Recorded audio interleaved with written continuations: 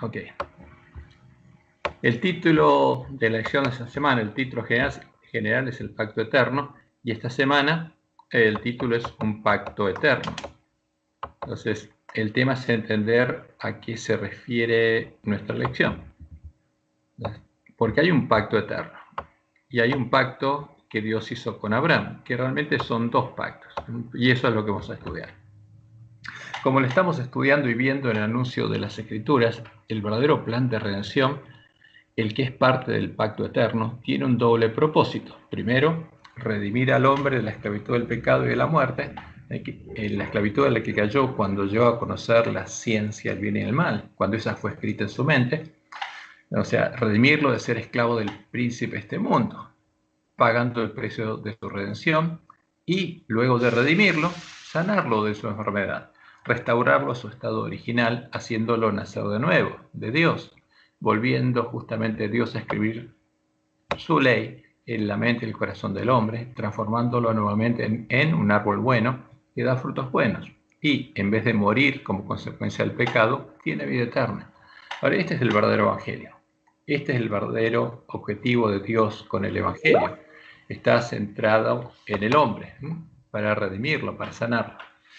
Y aunque estas promesas empezaron a ser realidad con la venida y el triunfo del Mesías y el posterior establecimiento del reino de Dios, muchos de los que vivieron antes de este tiempo también alcanzaron la salvación por la fe, incluyendo a Abraham y a su descendencia. Porque aunque no llegaron a estar vivos en este tiempo, en el tiempo del nuevo pacto, por supuesto, alcanzaron la salvación por la fe. Y eso abarca tanto a Adán y a Eva como a Abraham y a su descendencia. Y en cumplimiento de lo prometido,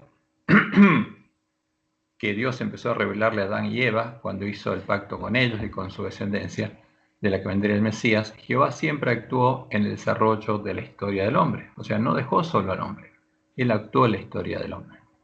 Lo hizo en el tiempo del diluvio, en el que hizo un pacto con Noé y preservó a Noé y a su familia, el remanente del que venimos todos los hombres y vendría el Mesías. O sea, todos somos hijos de Adán y Eva. Todos somos hijos de Noé, porque ahí no quedó otro hombre. Entonces somos hermanos de Jesús en cuanto a que es hijo de Adán. Somos hermanos de Jesús en cuanto a que es hijo de Noé. Y también Dios actuó en Babel, dispersando por toda la tierra a los paganos, ¿qué? A los hijos de Noé, a los nietos de Noé, que guiados por Nimrod querían establecer un reino que funcionara como todas las bestias que posteriormente levantaría el dragón y serían parte de sus 7 cabezas. O sea, un estado, un Dios oficial y que impusiera la adoración hacia Dios. Y también Dios actuó cuando llamó a Abraham, el que llegaría a llamarse Abraham, padre de muchedumbres de gentes. Y cuando lo llamó a salir de Ur de los Caldeos, de Babilonia, porque esa tierra es la tierra de Babilonia, para preservar un remanente fiel que no fuera corrompido por el paganismo que ya existía en ese tiempo y del que venía el Mesías. Porque ustedes se acuerdan, el padre de Abraham ya era idólatra, y cuando salió de Babilonia, salió llevando sus ídolos. Ahora, ¿cuál es el pacto que Dios hizo con Abraham? Jehová hizo 2 pactos con Abraham, y ambos son perpetuos y parte del pacto eterno. El primer pacto lo podemos conocer como el pacto con Abraham y con la descendencia de Abraham según la carne, justamente con los hijos de Abraham según la carne, de la cual vendría el Mesías, que sería la simiente de Abraham. Y ese es el pacto de la circuncisión en la carne. Ese pacto no lo hizo Dios con Israel en Sinaí. Es el pacto que hizo Dios con Abraham y con su descendencia. Y el segundo pacto es el pacto con Abraham y con su simiente, con el Mesías. El pacto que sería el cumplimiento de la promesa hecha a Adán y Eva, justamente la promesa de que la simiente de la mujer vencería al dragón y a su simiente. Y justamente esta promesa abarca a todos los hijos de Adán y Eva, a todos los hijos de Noé, a todos los hombres, de todas las naciones. Y este es el pacto de la circuncisión en el corazón, que abarca al pueblo judío y al pueblo de todas las naciones. Las promesas de estos 2 pactos fueron anunciadas en el tiempo en el que Jehová llamó a Abraham a salir de Ur de los Caldeos, de la tierra de Babilonia. Fíjense, la primera vez que Dios le habla y lo llama, ahí le anuncia justamente la bendición de los dos pactos. Y esto es lo que leemos en Génesis 12, 1 al 3. Pero Jehová había dicho a Abraham: vete de tu tierra y de tu parentela y de la casa de tu padre a la tierra que te mostraré. O sea, tenías que salir de Babilonia, de la tierra donde se estaban adorando a los ídolos, para preservar un remanente del que venía el Mesías. Y haré de ti una nación grande. Esta es la primera promesa. Y esa nación, como después le muestra, sería tan populosa como las estrellas de los cielos. Y haré de ti una nación grande y te bendeciré y engrandeceré tu nombre y serás bendición. Bendeciré a los que te bendijeren y a los que te maldijeren maldeciré. Y ahora viene la segunda promesa: y serán benditas en ti todas las familias de la tierra. ¿Cuándo? Cuando viniera la simiente de Abraham, en la cual serían benditas todas las naciones. Ahora, ¿quién le hizo estas promesas a Abraham? Y es muy importante que lo entendamos: Jehová, el Dios de Abraham, no otro Dios. ¿Quién es el único que las puede cumplir? Jehová, el Dios de Abraham, de Isaac y de Jacob, no los dioses de Babilonia, de donde Jehová sacó a Abraham. Ahora, vamos un poco a repasar el pacto de la circuncisión. Lo estamos haciendo al revés de como lo plantea nuestra lección por algo, ahora lo vamos a ver. El pacto de la circuncisión es el pacto hecho por Jehová con Abraham y con su descendencia, e incluye las siguientes promesas. Primero, hacer de la descendencia de Abraham una gran nación, de la cual vendrá el Mesías. Y segundo, darles por heredad la tierra de Canaán. Estas son las promesas. Pero como contrapartida del pacto, ellos tenían que hacer algo. Y estas promesas empezarían a ser efectivas cuando Abraham tuviera un hijo. ¿Por qué? No podría ser de Abraham una nación si no tenía un hijo, y él ya era viejo. Y no tenía descendencia. Y como leemos en Génesis 15, 1 al 7, después de estas cosas vino la palabra de Jehová a Abraham en visión, diciendo: no temas, Abraham, yo soy tu escudo, y tu galardón será sobremanera grande. Todavía era Abraham, no era Abraham. Y respondió a Abraham: Señor Jehová, ¿qué me darás siendo así que ando sin hijo, y el mayordomo de mi casa es ese Damaseno Eliezer? Dijo también Abraham: mira que no me has dado prole, y aquí que será mi heredero un esclavo nacido en mi casa. Luego vino a él palabra de Jehová diciendo: no te heredará este, sino un hijo tuyo será el que te heredará. Y lo llevó afuera y le dijo: mira ahora los cielos y cuenta las estrellas, si las puedes contar. Y le dijo: así será tu descendencia. Y creyó, ¿quién? Abraham, creyó a Jehová y le fue contado por justicia. Esto es lo que cita el autor de Hebreos para decir que Abraham venció por la fe.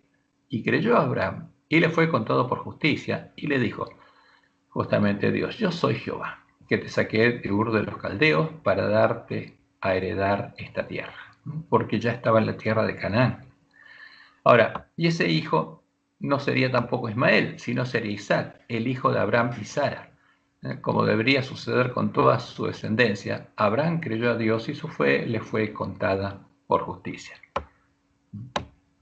Y ahora vemos qué pasa cuando Abraham era más grande. Y era Abraham de edad de 99 años cuando le apareció Jehová y le dijo: yo soy el Dios Todopoderoso, ¿no? El Shaddai, el Todopoderoso. Anda delante de mí y sé perfecto. Ahora, ¿qué significa esto? Seguí yendo en pos de mí, andando delante de mí. Yo te voy a acompañar y sé perfecto. Y pondré mi pacto entre mí y ti y te multiplicaré en gran manera. Entonces Abraham se postró sobre su rostro y Dios habló con él diciendo: he aquí, mi pacto es contigo y serás padre de muchedumbres de gentes. O sea, mi promesa se va a cumplir. Vas a ser padre de muchedumbre de gentes, y no se llamará más tu nombre Abraham, sino que será tu nombre Abraham, porque te he puesto por padre de muchedumbre de gentes. Eso es el significado de Abraham. Y te multiplicaré en gran manera, y haré naciones de ti, y reyes saldrán de ti. ¿Qué reyes saldrán de él? Los más famosos y el más importante es el Mesías. Y estableceré mi pacto entre mí y ti, y tu descendencia después de ti en sus generaciones, por pacto perpetuo, para ser tu Dios y el de tu descendencia después de ti. Ahora, había bendiciones y promesas, pero ¿cuál es la base del pacto? Que Jehová sea el Dios de Abraham y de su descendencia, porque de él vendrían estas bendiciones. Y te daré a ti y a tu descendencia después de ti la tierra en que moras, toda la tierra de Canaán en heredad perpetua, y seré el Dios de ellos. Y yo seré, dice Jehová, ¿qué cosa? El Dios de tu descendencia. Dijo de nuevo Dios a Abraham: en cuanto a ti, guardarás mi pacto, tú y tu descendencia después de ti por generaciones. O sea, ¿qué tenían que hacer? Guardar el pacto. ¿Y cuál es el pacto de Dios? Este será mi pacto. Fíjense, esto es lo que tenían que guardar, aparte de ser fieles a Él. Este es mi pacto que guardaréis entre mí y vosotros y tu descendencia después de ti. Será circuncidado todo varón de entre vosotros. Y este es el pacto de la circuncisión, hecho por Dios con Abraham y con su descendencia. Y las bendiciones están asociadas a que justamente Abraham y su descendencia guardan este pacto. Circuncidaréis pues la carne de vuestro prepucio, y será por señal del pacto entre mí y vosotros. Y de edad de 8 días será circuncidado todo varón entre vosotros por vuestras generaciones, el nacido en casa y el comprado por dinero a cualquier extranjero que no fuere de tu linaje. Debe ser circuncidado el nacido en tu casa y el comprado por tu dinero, y estará mi pacto en vuestra carne por pacto perpetuo. O sea, ¿para cuánto? Para siempre. ¿Tienen que seguir circuncidando a los judíos? Sí, por supuesto que sí. Toda la descendencia de Abraham, para recibir la bendición de Dios, tienen que respetar este pacto. La venida de Jesús no cambió nada de esto. Jesús mismo fue circuncidado. Ahora, lo que se extendió y lo que empezó es el nuevo pacto, por el cual serían benditas todas las naciones. La nación judía, la de la circuncisión, y los gentiles que no estaban circuncidados. Y el varón incircunciso, justamente descendiente de Abraham, el que no hubiere circuncidado la carne su prepucio, aquella persona será cortada de su pueblo. Ha violado mi pacto. Entonces, si un judío no se circuncida y no circuncida a sus hijos, viola el pacto de Dios. Dijo también Dios a Abraham: a Sarai, tu mujer, no la llamarás Sarai, mas Sara será su nombre. Y la bendeciré y también te daré de ella hijo. Sí, la bendeciré, y vendrá a ser madre de naciones, y reyes de pueblos vendrán de ella. Y el más importante, el Mesías. Justamente por eso, entre estos reyes estaría el Mesías de la promesa.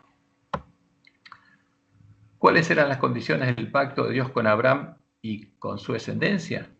Las siguientes son las condiciones que deberían guardar perpetuamente Abraham y su descendencia, para que Dios cumpliera las promesas del pacto con ellos y pudieran habitar en la tierra que Dios les daría. Como Abraham, Jehová, Yahvé, debía ser el Dios de ellos. Ahora, como podemos ver después en el pacto que hizo Dios con su pueblo cuando lo introdujo en Canaán, ¿cuál era la única condición que haría que justamente este pacto fuera anulado y llegara sobre ellos el tiempo de la ira? Que ellos se fueran detrás de otros dioses, porque esta es la condición más importante. Jehová llamó a Abraham para ser el Dios de él y el Dios de su descendencia. Por eso es el Dios de Abraham, de Isaac y de Jacob, el Dios de Israel.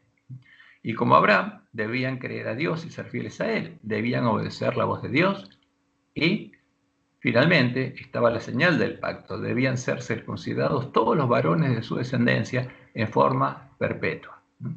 Y eso es lo que hizo Abraham cuando tuvo a Isaac, como leemos en Génesis 21:4. Y circuncidó Abraham a su hijo Isaac de 8 días, como Dios le había mandado. Y antes de hacer eso, se había circuncidado él y había circuncidado ¿a quién? A Ismael, su primer hijo, pero que no era el hijo de la promesa, no era hijo de Sara. Y aunque no llegaron a vivir en el tiempo de la circuncisión del corazón, justamente lo que Dios dice es que los vencedores de este tiempo alcanzaron salvación por la fe, y como Abraham, su fe les fue contada por justicia. Como leemos en Hebreos 11, versículos 8, 13, 39 y 40. Por la fe Abraham, siendo llamado, obedeció. Entonces, ¿qué pasa? ¿Cómo se ve la fe? Por los hechos, por la obediencia. Obedeció para salir al lugar que había de recibir como herencia. Y salió sin saber a dónde iba. Conforme a la fe, dice el autor de Hebreos, murieron todos estos, sin haber recibido lo prometido, sino mirando de lejos y creyéndolo y saludándolo y confesando que eran extranjeros y peregrinos sobre la tierra. Y todos estos, aunque alcanzaron buen testimonio mediante la fe, no recibieron lo prometido. ¿Qué es lo prometido? La bendición que Dios prometió a Abraham, porque recién la recibirían cuando viniera el Mesías, proveyendo Dios alguna cosa mejor para nosotros, para que no fuesen ellos perfeccionados aparte de nosotros. Entonces, porque la obra de Dios, el nuevo nacimiento y el perfeccionamiento de sus hijos para transformarlos de vuelta a su imagen, solo pudo hacerse cuando Dios nos compró por precio, cuando vino el Mesías y triunfó. La promesa de Dios se cumplió con Abraham y con su descendencia, y de ella vino el Mesías de la promesa, la simiente de Abraham en la que serían benditas todas las naciones de la tierra. Y ahí empezó la nueva etapa del pacto, el pacto de la circuncisión del corazón. Como Dios le anunció a Abraham en el monte Moria, el nuevo pacto. El pacto de la circuncisión del corazón se empezaría a cumplir cuando Dios proveyera el cordero, el Mesías de la promesa. O sea, Abraham no tenía que sacrificar a Isaac, porque Dios proveería el cordero. El primer hombre que volvería a tener escrita la ley de Dios en la mente y el corazón, el primer cordero sin mancha, y cuando nos redimiera con su sangre, muriendo él en nuestro lugar, muriendo en lugar de Abraham, de Isaac y de los hombres de todas las naciones de la tierra que serían benditos en él, en la simiente de Abraham. Como leemos en Génesis 12:3, la primera promesa, donde Dios cuando lo llamó le dijo, y serán benditas en ti todas las naciones de la tierra. ¿Cómo? En sus simientes, como después le explicó en Génesis 22:18.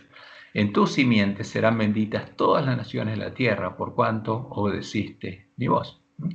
No hay que sacrificar a Isaac, sino yo voy a proveer el cordero, que va a venir de tu simiente. Y ahí está la promesa que Dios después le explicó a su pueblo, y que está justamente que es parte de la ley de Moisés, y está en Deuteronomio 36. Y circuncidará Jehová tu Dios tu corazón. No tu prepucio, sino tu corazón y el corazón de tu descendencia, para que ames a Jehová tu Dios con todo tu corazón y con toda tu alma, a fin de que vivas. Entonces, ¿quién podría ser circuncidado el corazón? Solamente el que temiera a Jehová, porque Jehová tiene que ser nuestro Dios para que él haga esta obra, y circuncidará Jehová tu Dios. Ahora, tiene que ser mi Dios, si no Jehová no puede hacer esa obra en mí, tu corazón, para que lo ames a quien, a Jehová, a Él, con todo tu corazón y con toda tu alma, y puedas guardar sus mandamientos, porque los vas a tener escrito en la mente y el corazón. Como indica Pablo, y lo estudiaremos la próxima semana, con esta promesa Dios hizo un pacto con Abraham y con Cristo. Y leemos en Gálatas 3:16.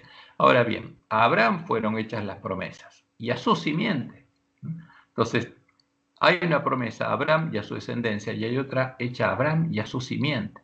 No dice y a la simiente, como si hablase de muchos, sino como de uno, y a tu simiente, la cual es Cristo. Y esa es la promesa que estaban viviendo todos los miembros de la iglesia primitiva, los judíos y los gentiles. Ahora, en nuestra lección se encuentra este título, Yahvé y el pacto con Abraham. Y aquí lo tenemos. Entonces, esta es nuestra lección, que hay un pacto eterno, y en la lección del domingo empieza con este título, Yahvé y el pacto con Abraham. Porque ¿quién hizo el pacto con Abraham? Lo hizo Yahvé, lo hizo Jehová. Y eso es muy importante. Y Abraham tenía que ser fiel a quién, a Yahvé, a Jehová, para que Jehová lo bendijera. Pero justamente esto es importantísimo que nosotros lo entendamos. Como en el tiempo en el que Yahvé o Jehová, como aparece traducido en nuestras Biblias, llamó a Abraham a salir de Ur de los Caldeos, en nuestro mundo, contaminado con el paganismo de la Gran Babilonia, hay muchos dioses, en hebreo muchos Elohim, y muchos señores, en hebreo muchos Baal. Y todos estos dioses y señores, los Baales, tienen nombres propios. Vamos a ponerlo aquí, falta la S. Tienen nombres propios con los que los paganos los invocan, los nombres que Dios nos prohibió usar y pronunciar. Entonces, ¿por qué esto es parte del pacto de Dios con su pueblo? Y leemos en Deuteronomio 12, 1 al 3. Estos son los estatutos y decretos que cuidaréis de poner por obra en la tierra que Jehová, el Dios de tus padres, te ha dado para que la tomes, para que tomes posesión de ella, de acuerdo a la promesa que él hizo a quien Abraham. Todos los días que vosotros viviereis sobre la tierra, destruiréis enteramente todos los lugares donde las naciones que vosotros heredaréis sirvieron a sus dioses, sobre los montes altos y sobre los collados y debajo de todo árbol frondoso. O sea, ¿qué tenía que hacer el pueblo de Dios? ¿Adorar en esos lugares? No, tenía que destruirlos, no tenía que existir más. Derribaréis sus altares y quebraréis sus estatuas y sus imágenes de acera, consumiréis con fuego y destruiréis las esculturas de sus dioses y raeréis su nombre de aquel lugar. O sea, no tenía que quedar ningún lugar de adoración de ídolos, ninguna imagen de ídolos, y ni siquiera el nombre de esos dioses tenía que ser pronunciado nunca más, como leemos en Éxodo 23:13. Y todo lo que os he dicho, guardadlo, y nombres de otros dioses no mentaréis, ni se oirá de vuestra boca. ¿Por qué? Porque el que nombra esos nombres, el nombre de esos dioses, lo está invocando. Ahora, cuando uno nombra el nombre de un ídolo, está invocando a los demonios que están detrás de ellos. Y cuando uno invoca el nombre de Jehová, está invocando a Jehová.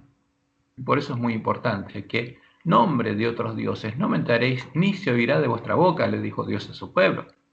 ¿Y quién le dijo esto? Yahvé, el Dios de Abraham, de Isaac y de Jacob.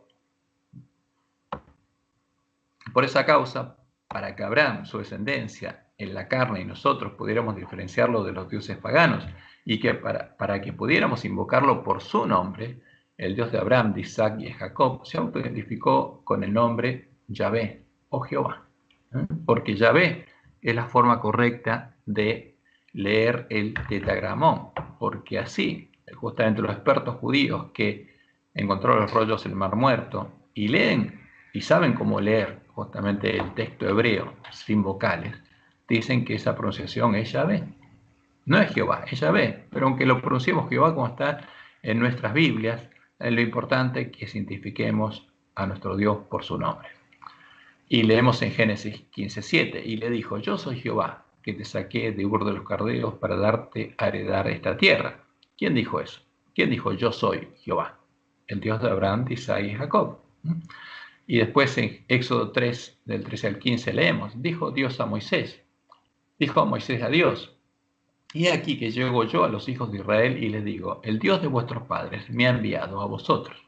Si ellos me preguntaren, ¿cuál es su nombre? ¿Por qué? Porque el pueblo de Israel en medio de Egipto se había acostumbrado a nombrar a todos los dioses por su nombre.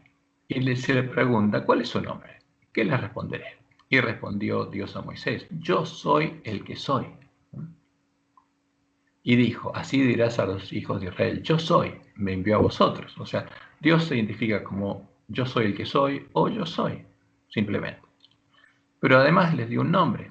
Además dijo Dios a Moisés, así dirás a los hijos de Israel, Jehová, Yahvé, el Dios de vuestros padres, el Dios de Abraham, de Isaac y de Jacob, me ha enviado a vosotros. Y acá viene la primera ordenanza que le dio Dios a su pueblo. Este es mi nombre para siempre. Con él se me recordará por todos los siglos. Entonces, ¿con qué nombre tenemos que invocar nosotros? Con este, Jehová, Yahvé. Ese es el nombre, el único nombre que tenemos que invocar. Con él se me recordará por todos los siglos. Esta es la primera ordenanza que Dios le dio a su pueblo y por medio de Malaquías nos dice que nos acordemos de la ley de Moisés, su siervo, al cual él le dio ordenanzas y leyes para todo Israel, incluyéndonos a nosotros. Jehová es nuestro Dios, Yahvé es nuestro Dios. Como lo indica nuestra lección, el nombre Yahvé aparece 6.828 veces en el Antiguo Testamento hebreo. ¿Cuántas veces? 6.828 veces. ¿Invocaba el nombre Israel, el nombre Jehová? Por supuesto que sí. Pero no aparece ninguna vez en los manuscritos griegos del Nuevo Testamento de la Biblia Católica, que es la base de nuestras Biblias. Los cadáveres de los dos testigos que Lutero encontró en medio de la gran ciudad que se llamaba Babilonia, Sodoma y Egipto. Incluso las palabras de Jesús y de los apóstoles que citan literalmente los versículos del Antiguo Testamento. Como cuando Jesús leyó literalmente Isaías 61, 1 al 3, que dice: el Espíritu de Jehová el Señor está sobre mí, porque me ungió Jehová. Me ha enviado. ¿Quién me envió? Dice Jehová, a predicar buenas nuevas a los abatidos, y siguió leyendo. Como leemos en Lucas 4, 16 al 21. Vino a Nazaret, donde se había criado, y en el día de reposo entró en la sinagoga, conforme a su costumbre, y se levantó a leer. Y se le dio el libro del profeta Isaías, y habiendo abierto el libro, halló el lugar donde estaba escrito: el Espíritu de Jehová el Señor está sobre mí. ¿Pero qué aparece en nuestras Biblias? Se eliminó el nombre de Jehová. Y Dios nos dijo que no vayamos a tomar ese nombre como algo vano. Y lo cambiaron. ¿Y qué pusieron? El Espíritu del Señor está sobre mí. En hebreo, ¿qué diría? Baal. Porque Baal es Señor. ¿Y quién hizo este cambio? Y lo hizo Babilonia. El Espíritu del Señor está sobre mí porque ¿quién? ¿Me ungió Jehová? No, me ha ungido, dice, para dar buenas nuevas a los pobres. Me ha enviado. ¿Quién? No Jehová. Ahora, ¿quién hizo esta obra? No fue Dios, ni un siervo de Dios.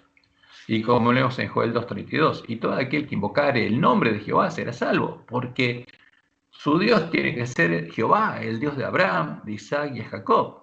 No tiene que invocar otro nombre de otros dioses. Porque en el monte de Sión y en Jerusalén habrá salvación, como ha dicho Jehová, y entre el remanente al cual él, Jehová, habrá llamado. ¿Y quién nos llamaría a nosotros? Jehová nos llamaría. Porque está hablando esto de la última generación. Y en Hechos 2, 16 al 21, Pedro lo cita. ¿Y qué dice? Mas esto es lo dicho por el profeta Joel. Cita literalmente a Joel. Y en los postreros días, dice ¿quién? Jehová. Derramaré de mi espíritu sobre toda carne. Y termina diciendo el versículo 32, y todo aquel que invocar el nombre de Jehová será salvo. ¿Pero qué pasa? Lo cambiaron. Y Pablo justamente cita lo mismo en Romanos 10, del 12 al 13, porque no hay diferencia entre judío y griego, pues el mismo que es Señor de todos es rico para con todos los que le invocan. Y es muy importante, porque todo aquel que invocar el nombre de Jehová será salvo. Ahora, ¿quién invoca el nombre de Jehová? Roma no, los protestantes tampoco, y los adventistas tampoco. Ahora, en esta lección aparece en el título, justamente, pero no es lo que hacemos. ¿Por qué Jezabel hizo esto? Porque Jezabel, la región pagana del Imperio Romano, no adora a Yahvé, no adora a Jehová. Porque la Iglesia Católica es la región pagana del Imperio Romano disfrazada de cristiana, y no adora a Jehová. Como Dios le mostró a Lena, ella es la que persiguió hasta asesinar a los miembros de la iglesia primitiva que llevaban la bandera un blanco puro que decía pureza y santidad a Jehová. Pero Jezabel no adora a Jehová, como lo hacían los miembros de la iglesia primitiva. El pueblo conocía a su Dios y eran hijos de Abraham según la promesa, que habían nacido de Dios y eran hijos de Abraham según la promesa, sino Jezabel adora a Baal, al dios Sol, porque Baal es el dios Sol, el dios de Babilonia, y adora a los Baales, a sus hipóstasis, como indica en su catecismo. Ahora, Babilonia, Jezabel no tiene ningún problema de mostrar a quien adora, porque para adorarlo tiene que mostrarlo, como vemos en estas imágenes, que está en la página 5 del PDF de nuestro estudio. Ahí está el sol, la imagen del sol con la cruz, que se le aparece a Constantino. Y es el símbolo del hijo, Dios hijo, el Dios sol hijo. Símbolo de Mitra, símbolo de Apolo. Y eso es lo que Roma metió, justamente, Satanás metió en medio de esa iglesia apóstata, y es lo que Roma le da a comer al pueblo de Dios. Y ahí está el sol, con el IHS. Y está directamente la imagen del sol. Y acá tenemos al Papa llevando la imagen del sol, de la que supuestamente sale Jesús, porque es el hijo del sol, el hijo de Baal. Y en el artículo 51 del Catecismo Romano leemos esto: para la formulación del dogma de la Trinidad, porque Roma es clara, ese dogma lo formuló ella. La Iglesia debió crear una terminología propia con la ayuda de nociones de origen filosófico, sustancia, persona o hipóstasis, relación, etc. Ahora, estos conceptos no estaban en la Biblia, estas palabras no estaban en la Biblia. Roma dice que ella la creó.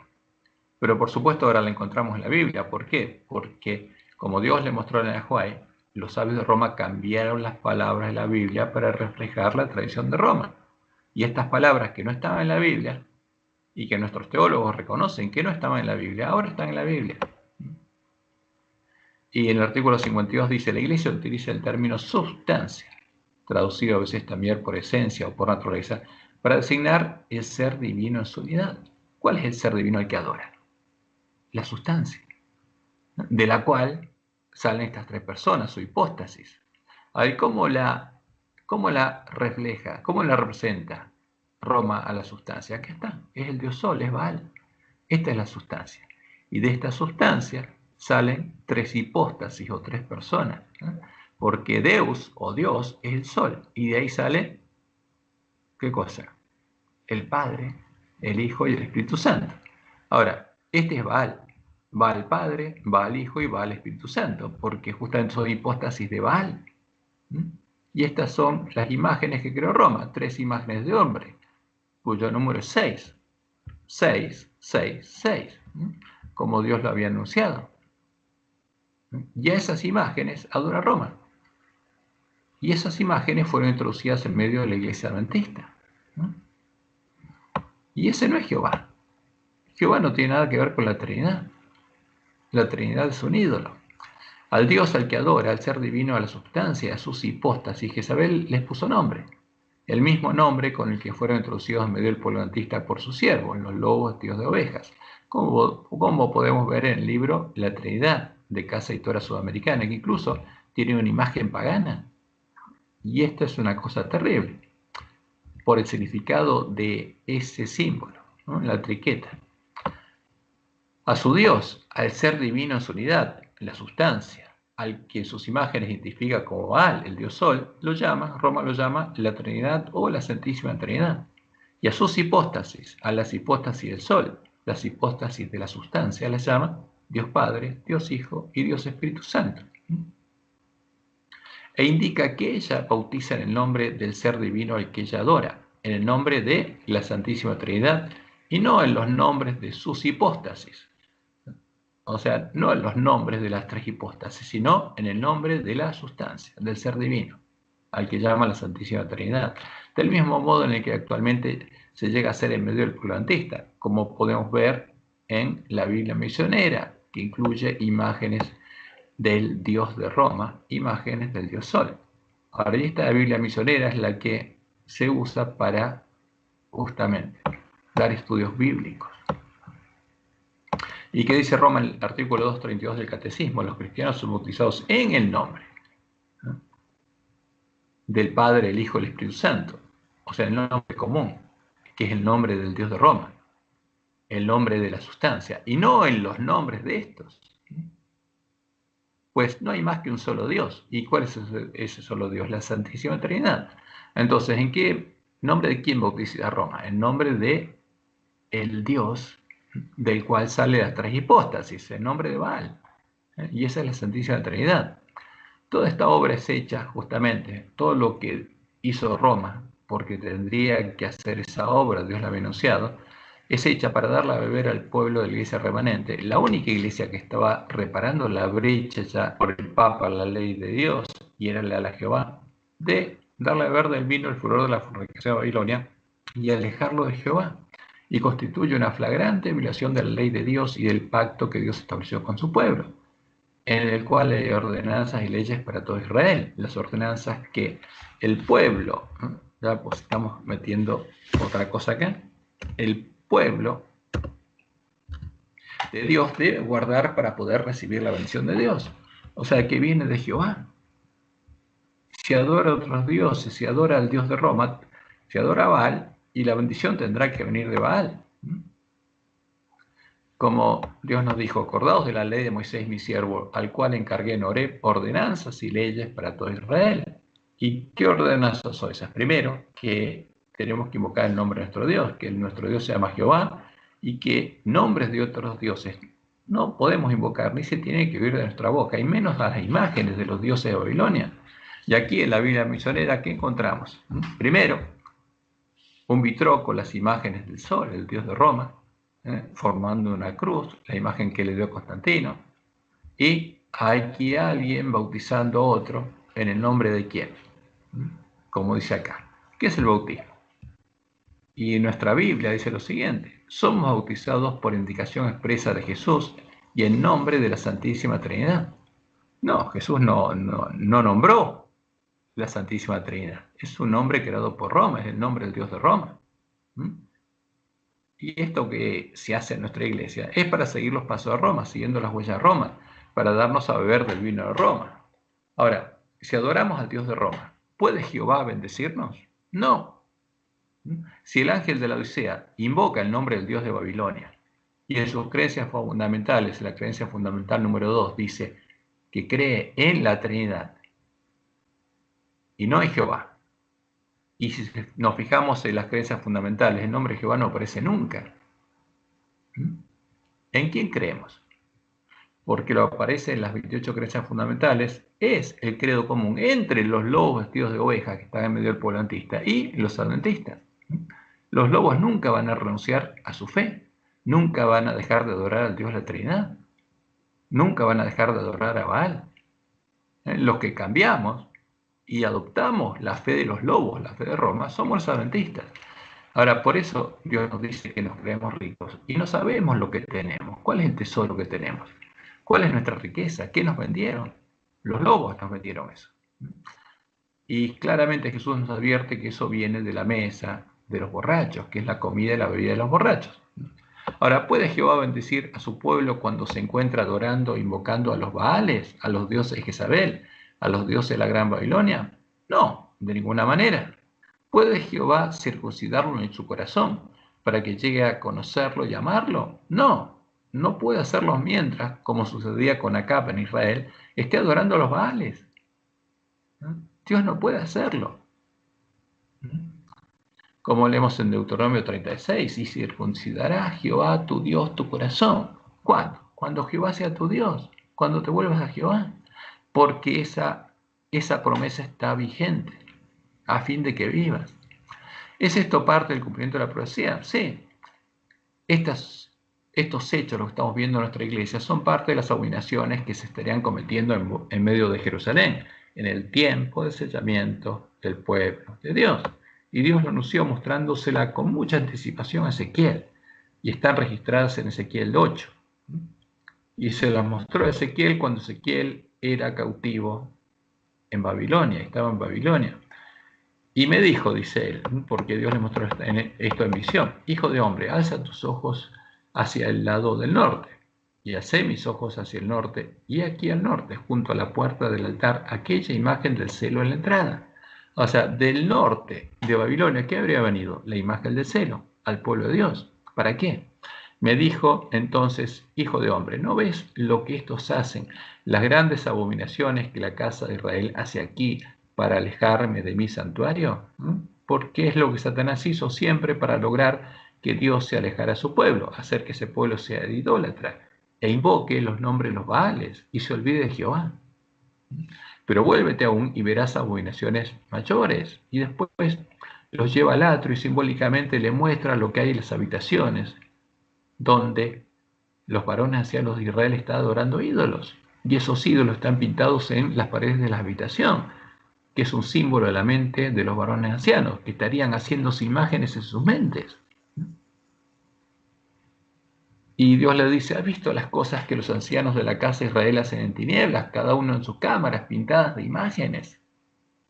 Porque ellos dicen: no nos ve Jehová, Jehová ha abandonado la tierra. Me dijo después: vuélvete aún, verás abominaciones mayores que hacen estos.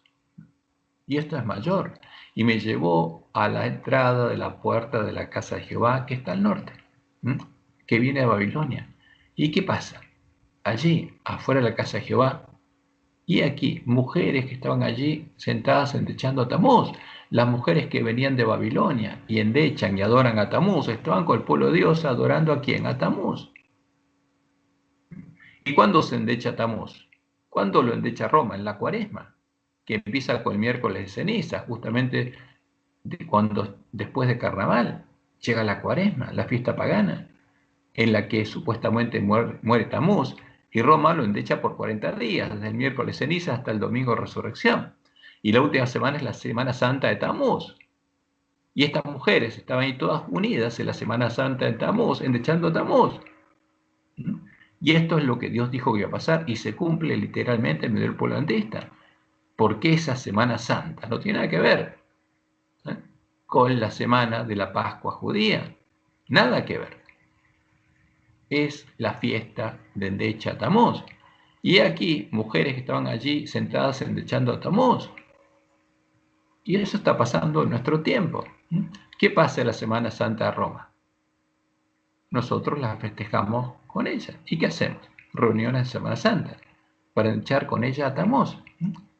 ¿A quién? Al mismo Jesús al que adora Roma, a Tamuz.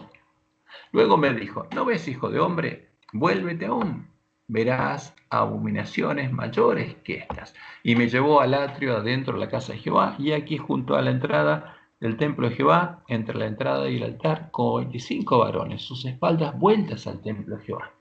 Ya directamente le daban la espalda a Jehová, y sus rostros hacia el oriente, y adoraban ¿a quién? A la luz del día, ya no en sus cámaras, adoraban al sol postrándose hacia el oriente, ante la imagen de Baal, haciendo lo mismo que hace el Papa, adorando al Dios del Papa. Y me dijo, ¿no has visto, hijo de hombre? Es cosa liviana para la casa de Judá hacer las abominaciones que hacen aquí. Después que han llenado de maldad la tierra, se volvieron a mí para irritarme, para irarme, para alejarme de ellos. He aquí que aplican el ramo a sus narices, pues también yo procederé con furor. Está por llegar el tiempo de la ira de Jehová. Como llegó sobre Israel, como llegó sobre Judá, está por llegar para la iglesia remanente. No perdonará mi ojo, ni tendré misericordia, y gritaré a mis oídos con gran voz, y no los oiré.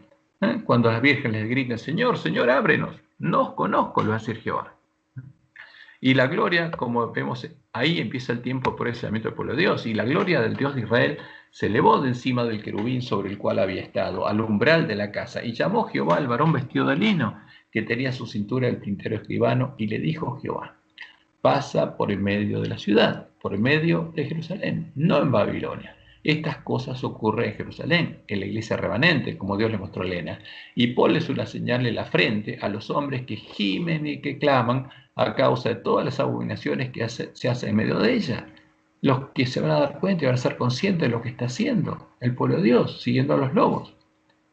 Y comenzaron pues desde los varones ancianos que estaban delante del templo, adorando ¿a quién? Al sol, a Baal, al Dios de Roma. Y en nuestro caso, ¿quién es? ¿Cuál es el antitipo? El Dios la Trinidad. Y como dice Elena, notemos con cuidado este punto. Aquellos que reciben la marca pura de la verdad que el Espíritu Santo estampó en ellos, son los que se angustian y lloran por todas las abominaciones que se cometen en la iglesia. Porque esto estaría pasando en la iglesia remanente, la iglesia adventista del séptimo día. Y especialmente en la obra final de la iglesia, en el tiempo de sellamiento de los 144.000, que permanecerán sin mancha ante el trono de Dios, sentirán más profundamente los errores del pueblo elegido de Dios. ¿Es nuestro Dios el Dios de Abraham, de Isaac y Jacob? ¿O es el Dios de Jezabel? Tenemos que decidirnos. Eso es lo que pasa con el pueblo de Dios. Los 144.000, ¿qué habrán hecho? Se habrán vuelto a Jehová y habrán recibido la bendición de Dios. Y los otros no. Es por esta causa que, además de anunciar lo que estaría sucediendo en este tiempo, en medio de la iglesia remanente, en medio de Jerusalén, Dios prometió enviarle a su pueblo al profeta Elías antes que venga el día de Jehová, el día en el que él va a llevar a sus siervos fieles con él a la última batalla. Y en Joel 2.1 nos dice, tocad trompeta en Sión, dad alarma donde, en mi santo monte, tiemblen todos los moradores de la tierra porque viene el día de Jehová, porque está cercano. ¿Y por qué lo sabríamos? Porque habríamos visto las señales de los tiempos que Jesús nos dijo que veríamos. Y en Malaquías 4, 5 y 6 leemos, y aquí yo os envío al profeta Elías antes que venga el día de Jehová, grande y terrible. Ahora, ¿por qué voy a enviar al profeta Elías? Dice Jehová. ¿Por qué? Porque mi pueblo estaría en la misma condición que en el tiempo de Acab y Jezabel. Él hará volver el corazón de los padres hacia los hijos y el corazón de los hijos hacia los padres, para que nosotros tengamos la fe de la iglesia primitiva. No sea que yo venga y hiera la tierra con maldición. Y por eso ese pueblo tendría que ser despertado y tendría que darse cuenta de lo que pasa. Y tiene que elegir por Dios. ¿A quién? A Jehová, al Dios de Abraham. Y acercándose Elías a todo el pueblo dijo: ¿hasta cuándo claudicaréis vosotros entre dos pensamientos?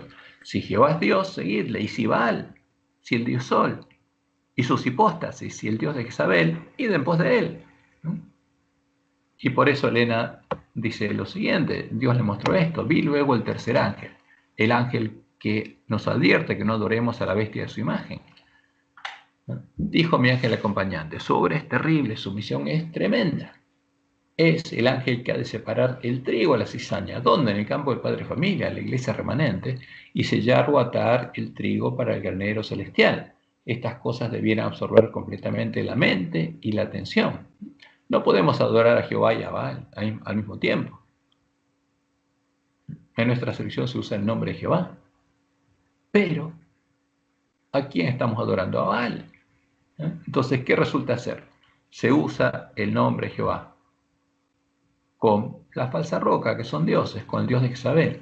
Y el tercer ángel lo siguió diciendo a gran voz: si alguno adora a la bestia, ¿a quién? A la bestia religiosa, a Jezabel, y a su imagen.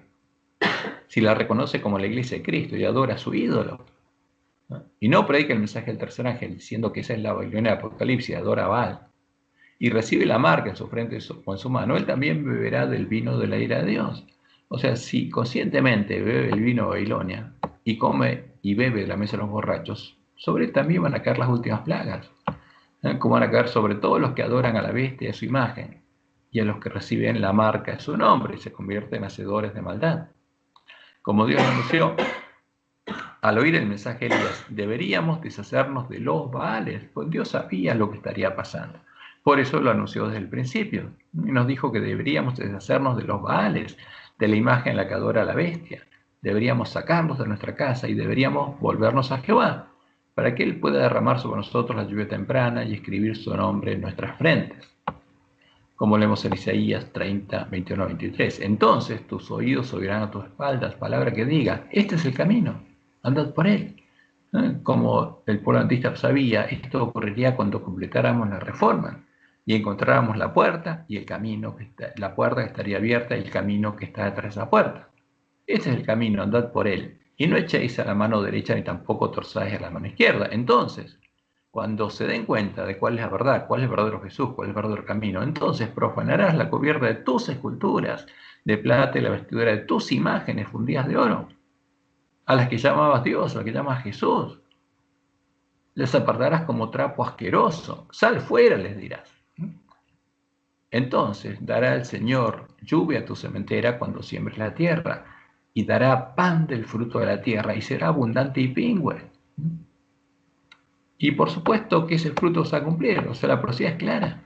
Y esto va a ocurrir con el pueblo de Dios, porque Dios va a tener un pueblo que va a ser hecho columna en su templo, y los lugares asolados van a ser reedificados, y ese pueblo va a tener el nombre de Dios escrito en la frente. Después miré, y aquí el Cordero estaba en pie sobre el monte de Sión. Este es el remanente al que Dios llama y que va a estar en la cima del monte de Sión, y que va a llamar al pueblo que está en Babilonia a invocar el nombre de Jehová para ser salvo. Y aquí el Cordero estaba en pie sobre el monte Sión, y con él 144.000, que tenía el nombre de quién, el de Jehová, el de él y de su Padre escrito en la frente. Y oí una voz del cielo como estruendo en muchas aguas y como sonido de un gran trueno. Y la voz que oí era como de arpistas que tocaban sus arpas y cantaban un cántico nuevo delante del trono y delante de los 4 seres vivientes y de los ancianos. Y nadie podía aprender el cántico sino aquellos 144.000 que fueron redimidos de entre los de la tierra, del campo del Padre Familia, del pueblo adventista. Estos son los que no se contaminaron con mujeres. O sea, al entender y darse cuenta de cuál es la verdad y cuáles son las abominaciones que se cometen en la iglesia, no se contaminaron con otras mujeres, no echaron con ellas a Tamuz, pues son vírgenes. Estos son los que siguen al Cordero por donde quiera que va, el verdadero Jesús, no a Tamuz. Estos fueron redimidos de entre los hombres como primicias para Dios y para el Cordero, y en sus bocas no fue hallada mentira, pues son sin mancha delante del trono de Dios. O sea, la promesa de Dios se cumplió en ellos. Son árboles buenos, que fueron transformados nuevamente a imagen de Dios, a imagen de Jesús. Son panes sin levadura, que son puestos en la mesa de los panes de la proposición del templo de Dios. Son columnas del templo de Dios y están sin mancha delante del trono de Dios. Ahora, y por eso es importante que tomemos una decisión. ¿Queremos recibir las bendiciones del pacto de Dios con Abraham y con su simiente, la cual es Cristo? Entonces, nuestro Dios debe ser Jehová, debe ser Yahvé, el Dios de Abraham, de Isaac, de Jacob, el Dios de Elías y el Dios de Jesús, el Mesías, el primogénito entre muchos hermanos. De esta decisión depende nuestra vida. Es un tema de vida y muerte, como Dios le mostró a Joel. El mensaje de los tres ángeles es un tema de vida y muerte, primero para el pueblo adventista y después para todos los hombres que tienen que oír el mensaje que Dios les envía. Que Jehová te bendiga y te guarde y te guíe a toda verdad y tengas un hermoso y feliz sábado. Que todos ustedes puedan ser bendecidos y que puedan ser parte de los 144.000 sellados que irán con Jesús a la batalla. Este es nuestro estudio. Este es el estudio y lección de esta semana.